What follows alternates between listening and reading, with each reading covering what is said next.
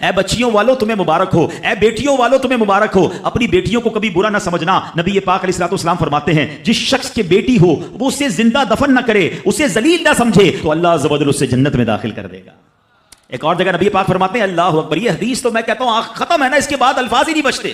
بہت ساری بیٹیوں کی فضیلت کی حدیث ہے، مگر یہ حدیث ادھر جا کے لگتی ہے، دل کو چھو لیتی ہے۔ سنو تو صحیح اس کے الفاظ کیا ہیں۔ اللہ کے نبی فرماتے ہیں بیٹیوں کو برا مت کہو، میں بھی بیٹیوں والا ہوں۔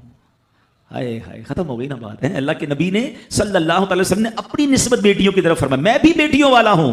بے شک بیٹیاں تو بہت محبت کرنے والیاں، غم گسار اور بہت زیادہ مہربان ہوتی ہیں۔ سنو بیٹیوں والو اور بہنوں والو، اللہ کے حبیب کیا فرماتے ہیں صلی اللہ تعالی علیہ وسلم، میرے نبی کا فرمان ہے کہ جس کی 3 بیٹیاں یا بہنوں کی اس طرح پرورش کرے، ان کو ادب سکھائے، ان سے مہربانی کا برتاؤ کرے، یہاں تک کہ اللہ عز و جل اسے بے نیاز کر دے، یعنی ان کا نکاح ہو جائے، تو اللہ تعالیٰ اس کے لیے جنت واجب فرما دیتا ہے۔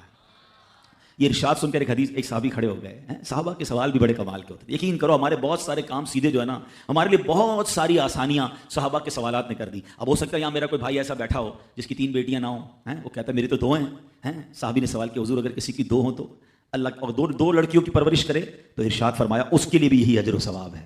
راوی فرماتا ہے یہاں تک کہ اگر ایک بیٹی کا بھی لوگ ذکر کرتے تو نبی پاک اس کے بارے میں یہی فرماتے۔ مگر ایک روایت اور بھی موجود ہے کہ ایک صحابی نے کھڑے ہو کر کہا حضور اگر کسی کی 1 بیٹی ہو، اللہ کے نبی نے فرمایا 1 بیٹی ہو تو بھی جنت واجب ہو جاتی ہے۔ بیٹیوں پر شکایت، بیٹیوں پر منہ چڑھاتے ہو، بیٹیوں پر لڑائی کرتے ہو، اللہ اکبر، یہ تو جنت میں جانے کا ٹکٹ ہے۔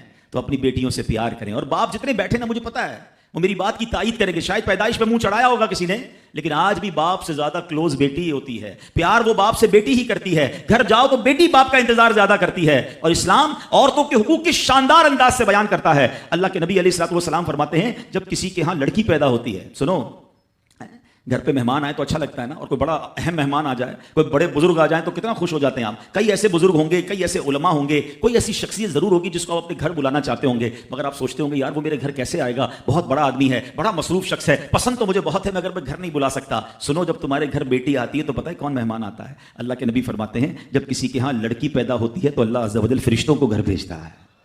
ہاں، آپ کے گھر فرشتے آتے ہیں اور کیا کہتے ہیں؟ فرشتے آ کر کہتے ہیں اے گھر والوں تم پر سلامتی ہو۔ پھر فرشتے اس بچی کو اپنے پروں کے سائے میں لیتے ہیں، اس کے سر پر ہاتھ پھیرتے ہوئے کہتے ہیں یہ کمزور سی جان ہے جو ایک کمزور جان سے پیدا ہوئی ہے، جو شخص اس کمزور جان کی پرورش کی ذمہ داری لے گا تو قیامت تک مدد خدا اس کے شامل حال رہے گی۔